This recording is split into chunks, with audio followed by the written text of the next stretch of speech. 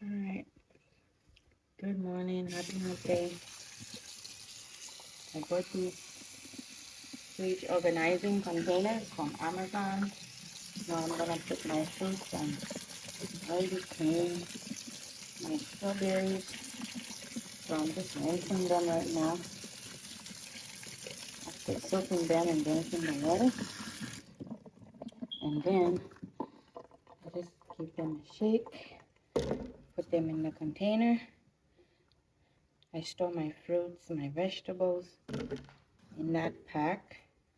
There's also a container for eggs. And yeah, just to keep your fridge organized. And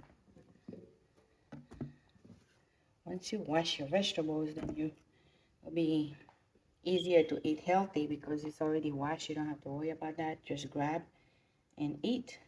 It makes a great snack.